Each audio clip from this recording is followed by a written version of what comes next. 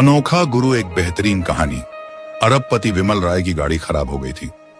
सुनसान जगह थी, रात का समय था, गांव जाने वाली सिंगल रोड थी। वह किसी से लिफ्ट लेने के इंतजार में काफी देर से सड़क के किनारे खड़ा था कि उसे एक साइकिल रिक्शे वाला आता दिखाई दिया। विमल ने रिक्शा रुकवाकर पूछा, आगे कल्याणपुर जाना है, ले चलोगे क्या? रिक्शे वाला गाना गुनगुनाने में मस्त था। बोला, आ जाइए, 50 रुपए लगेंगे। विमल रिक्शे में बैठता हुआ बोला, मैं तुझे 500 रुपए दूंगा, जरा जल्दी पहुंचा दो। गांव में मेरा एक कॉलेज का दोस्त रहता है, उसी के यहां जा रहा हूं। आज उसकी शादी की 25वीं सालगिरह है। रिक्शे वाला अपना गाना गुनगुनाता हुआ उसी रफ्तार से चल पड़ा। विमल जीवन में पहली बार साइकिल रिक्शे में बैठा था। 500 रुपए का लालच देने के बाद भी रिक्शे वाला गाना गुनगुनाते हुए मस्ती में धीरे धीरे चल रहा था। विमल सोच रहा था, ये कैसा आदमी है, पूरे दिन में भी 500 रुपए नहीं कमाता होगा। आज इसे एक साथ इतने पैसे मिल रहे हैं, फिर भी चेहरे पर कोई खुशी नहीं झलक रही। सोचते हुए वह झुंझला उठा। वह बहुत मुश्किल से वक्त निकालकर दोस्त की शादी की सालगिरह में आया था। गाड़ी खराब होने के बाद उसने अपने दोस्त को फोन करने की बहुत कोशिश की, मगर फोन नहीं मिला। अगर मिल जाता तो वह दोस्त से कोई साधन मंगा लेता। अचानक रिक्शे वाले के फोन की घंटी बजी। उसने रिक्शे को पैडल लगाते हुए फोन को स्पीकर पर डालकर कान पर लगा लिया। उधर से रिक्शे वाले की पत्नी का घबराया हुआ स्वर सुनाई दिया। आप कहाँ हो जी? अभी तक नहीं पहुंचे? रिक्शे वाला बोला, रास्ते में हूं, जल्दी पहुंच जाऊंगा। मगर तुम इतनी घबराई हुई क्यों हो? पत्नी का स्वर रोने में बदल गया। वह रोते रोते बोली, बकरी मर गई, पता नहीं उसे क्या हो गया था। अचानक थोड़ी देर तड़पी, फिर मर गई।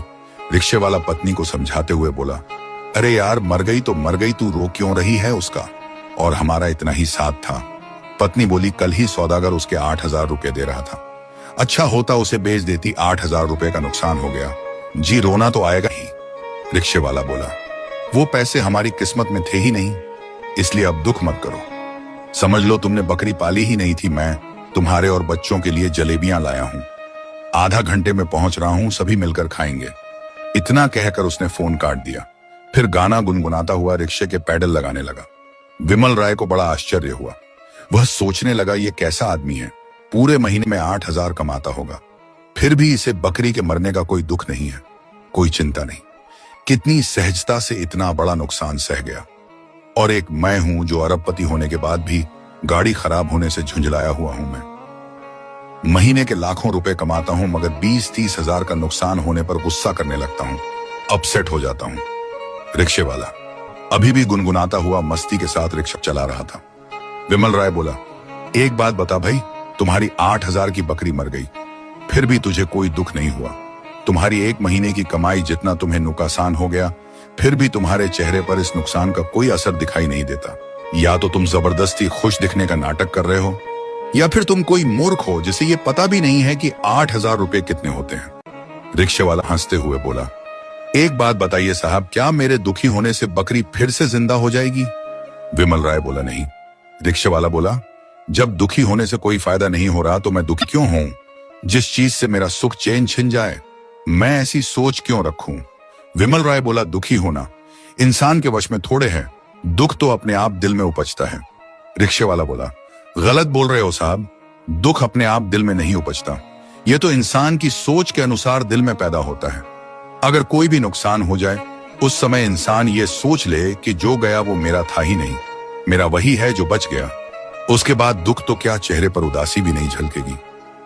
मैं ऐसी ही सोच रखता हुआ साहब, जो चल रहा है उसके मजे लो, जो गुजर गया उसमें से अच्छे वक्त को याद रखो और बुरे पलों को तुरंत भूल जाओ। विमल राय काफी देर तक उस अनपढ़ रिक्शे वाले की पीठ को ताकता रहा। उसे विश्वास ही नहीं हो रहा था कि एक जाहिल सा दिखने वाला गरीब आदमी इतनी बड़ी सोच का मालिक हो सकता है। वह बोला, चलो मान लिया तुम्हें दुख नहीं होता, मगर अपने बच्चों के लिए कुछ करने की चिंता तो होती होगी। उनके लिए क्या छोड़कर जाओगे, ये रिक्शा या फिर वही गरीबी जिसमें तुम और तुम्हारी पत्नी जी रहे हैं? रिक्शे वाला बोला, मेरे बच्चे पढ़ाई में काफी होशियार हैं, अगर उनमें जिगरा होगा तो अपने दम पर अपना मुकाम बना लेंगे। मैं सिर्फ उनके लिए ये अपनी सोच छोड़कर जाऊंगा कि किसी भी नुकसान का शोक मत मनाना। बाकी औलाद के लिए कितना भी छोड़ दो, उन्हें कम ही लगता है। अपनी तो पक्षी जैसी सोच है साहब, बच्चों को पाल पोस कर बड़ा कर दो, अगर उनमें दम होगा तो अपना घोंसला खुद बना लेंगे, बाकी उनकी किस्मत में।